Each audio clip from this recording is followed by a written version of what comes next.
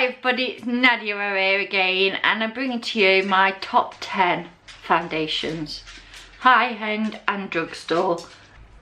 Hopefully you enjoy this video. If you do and you're new to this channel, please subscribe, would much appreciate it.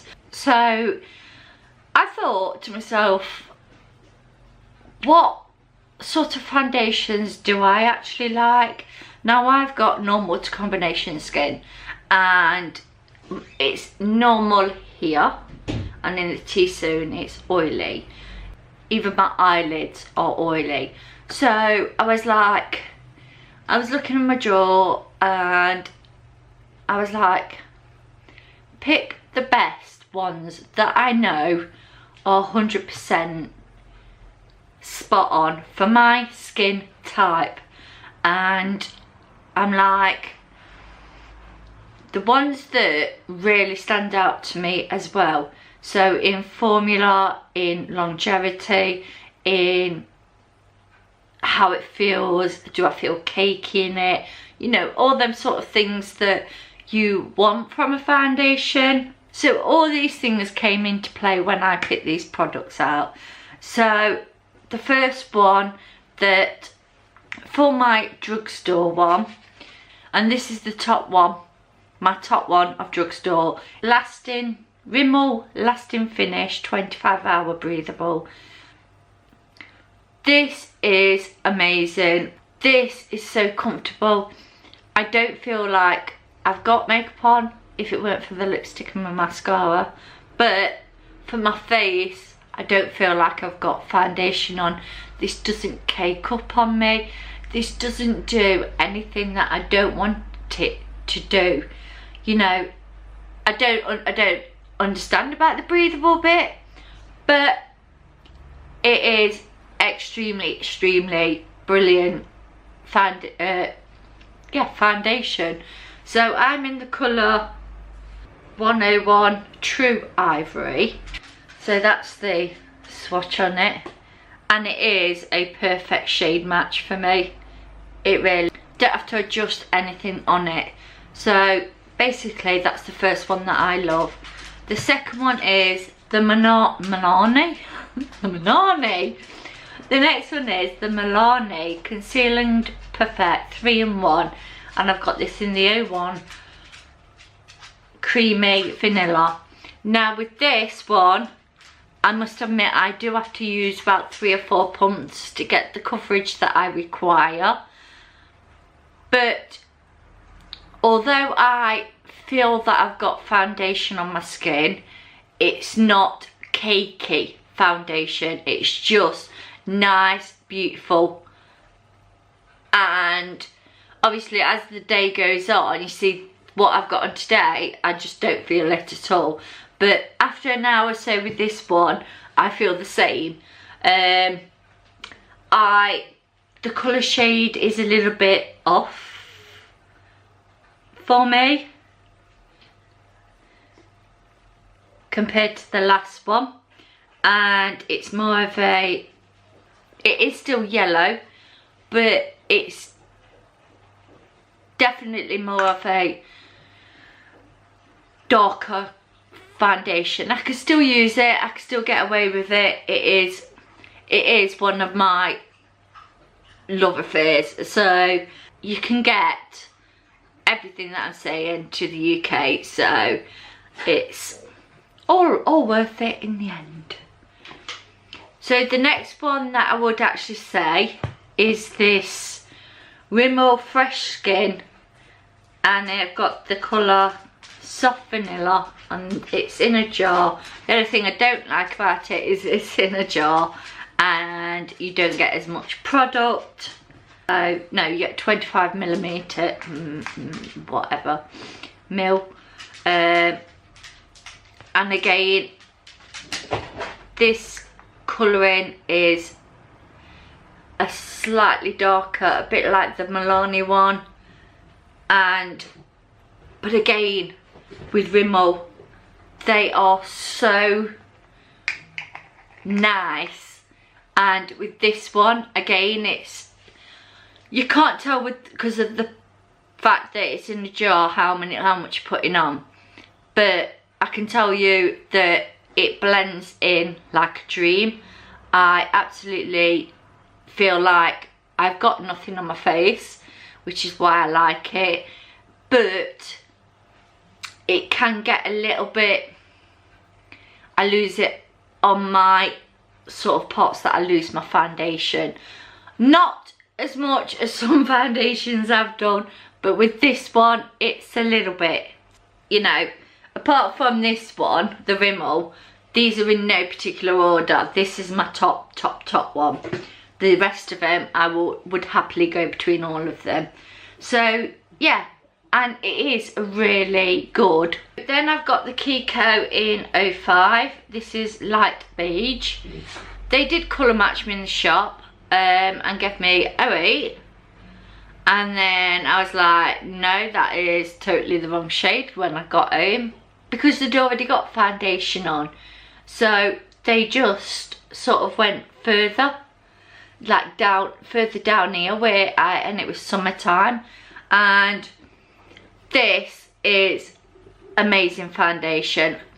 The only problem is they don't do it anymore, and it's so annoying with KIKO. They do this so many times. I don't know why she goes straight out the back door. This is really lightweight as well, because it's a lifting serum, 3D lifting foundation. It wears in the places, like I said, my T-zones, not so much here, more my forehead and my chin. The colour match is the same as all the rest of them. They're all very similar toned foundations, and they are really nice. They really are beautiful. Just wait till she finishes, guys. And then the last one for the drugstore. Sorry about that, but the dog don't like the postman. So the last one for the drugstore is this Revolution makeup foundation stick in F2. Now I've included this because although it wore away on my chin and my forehead, it was still nice, lightweight, and my colour, it's cheap, and you know, if it goes off, I don't mind replacing it. And again, the only thing that I would say is I'd probably mix this with something extra on my chin. I'm obviously going to try this in the summertime and see how it wears in my T-zone, but try something else because it looks beautiful everywhere else. After the day, it's just the T-zone, but I still like it. So I just got to find that second foundation just to fill in the T-zone, but I don't mind that. I have that problem with a lot of my foundation because of normal and combo. They both clash, so I need a combination down the middle and a normal on the outside. It's never gonna happen, so you know, I give it its dues. Again, I'm gonna kickstart with the favourite one, and I'm really sorry, but well, I'm not sorry, but my favourite one at the moment is the Jouer Essential. This is what it looks like, guys. Now, I used probably 2.5 pumps for my entire face, and it was full coverage. Full coverage. Oh, no disclaimers, no anything. Full coverage. And no second layer. I was super shocked by this. Again, slightly not my colour, just a tad too dark. It does oxidize half a shade as well, so I probably would like to get another one of these. But oh my god, it is so full coverage, so lightweight. It is absolutely amazing. It blends out with a beauty blender, it blends out with a brush. it blew my mind when I first put it on, because I'd heard so much hype and I was like, I'm not buying into the hype, but I did, and I bit the bullet, and I got this off Beautylish, guys, so if you're interested, that's where I got it from, and it was amazing. It really was. It really is amazing foundation. The coverage, the feel, the blendability, it didn't go off my T-zone. It was just, so this is my high-end first. Yeah, I don't know what else to say about it. That is how good it is. Didn't believe the hype. I'm not one to believe in hypes, but this sure did hold up to the hypes. I've got my Urban Decay one. I use this on nights out or going out with family. This is amazing. This is my sweat-proof one that, seriously, it lasts me all night. Again, I could do with a tad shade down, because again, this oxidizes, probably a shade up. So I would advise people to, when the person says you're this colour, shade down, because I wish I had done if I'd have known it oxidized. So, but for a night out, you know, you just take it down a little bit further. People don't notice really.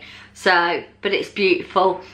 It is slightly heavier than some of the foundations I've got, but the durability, the fact that I can go into a pub, club and dance the night away, I can't fault this whatsoever. No. So the next one is the Hourglass stick, foundation stick, and this is the perfect shade for me. You do have to use, a bit like with the Revolution that I forgot to mention, you do have to use a little bit more product with these stick foundations, I've found. Not lots with the Hourglass. With the Revolution one, yes, but with this Hourglass one, you have to use more product. It feels like it, because you're drawing, you're not pumping, so it's getting used to that balance. This is really lightweight, extremely comfortable to wear. Doesn't hold up brilliantly on my oily chin, but I can forgive it because of the rest of my face. I think I've got it in Alabaster.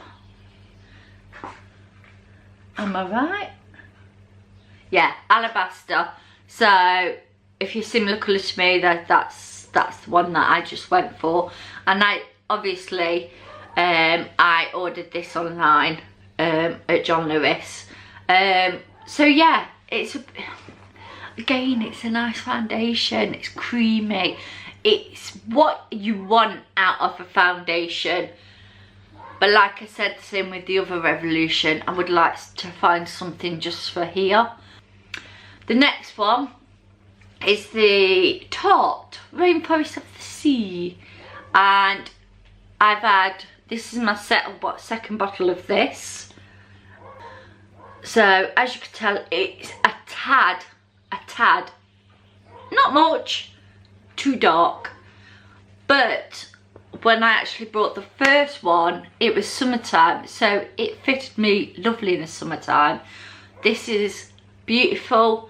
It lasts through the summer. It lasted me for ages, and I mean, like, the T-zone everywhere. It was so nice to wear. It is a lightweight. It is medium coverage. It's not as full as what a lot of the other ones are. In fact, I think most of them are quite full coverage for my skin type. And this is where I must just say, these are all my skin types. So, you know, I know people that have reviewed this and I've gone, well, it's not covering my scarring, which is obviously red. I don't suffer with things like that unless I get the odd breakout on my chin. So for me personally, this is brilliant and lightweight, and I can wear it all day and I don't feel like I've got foundation on. And it's such a nice one, and this is fair light, guys, so I think I should really get light, but it's beautiful. It really is a beautiful foundation. Then the last one, which I'm a bit controversial on this one because I really do like it, and my problem with it is the fact that A, the shade colouring wrong, B, I don't know, I do really like it, but I wish I'd have gone for my colour. This looks so much like my skin type. You know, this is the Fenty Beauty foundation. Now, I did the review on it and I did like the foundation. I've tried lightning drops with this and it works beautifully with lightning drops, but I really wish I'd got my colour. So this is one of the worst colour picks I have ever picked for myself. The worst. It's like so wrong, as you can tell if you look at all the other swatches. Let me just do a swatch of another. This is the Milani one. Actually, side by side they look identical. No, that one, this one's the Fenty. No, this one's the Thinger, Milani, and this one's the Fenty. The Fenty one has got like a pinky undertone to it. The Milani one's yellow, and I'm yellow, and that is why I if buts and ands about the Fenty one. I keep saying I don't like it, but then I do. Yeah, I do like it. I like the full coverage of it. You don't need to use a lot of product. It is very mattifying, but it doesn't dry you out, and that is what I like about it. So it's extremely nice, but I just wish I'd got the right colour, and they wouldn't even let me exchange it. So don't ever buy a foundation off Harvey Nichols and say the shade's wrong because they say that's your fault. And I'm like, I know if I went into picked foundation up and went and took it back and gone, it's totally the wrong shade, they would change it. So with this, I'm just like so bummed. You know, it's not the fact that it cost a lot of money, it's the fact, it's the principle of the matter, is the fact that they wouldn't even concede to the fact that this was needed to be changed. So, you know, we all make mistakes sometimes, but, and this was before they brought out samples, and you still can't get this where I live. I had to go have it sent from London, so, you know, it's a long old travel. So that is that. So they're all my top 10 drugstore high-end foundations. So I hope you guys enjoyed this, and this look will be linked down below as always. My nose is running like I don't know what. Anyone think it was freezing in there? It is because the back door's open. But anyway, get back to what I was going to say. I hope you enjoyed this video, guys, and if you did, give us a cheeky thumbs up, and don't forget, if you're new, hit that subscribe button, and I will see you guys in my next video. Bye.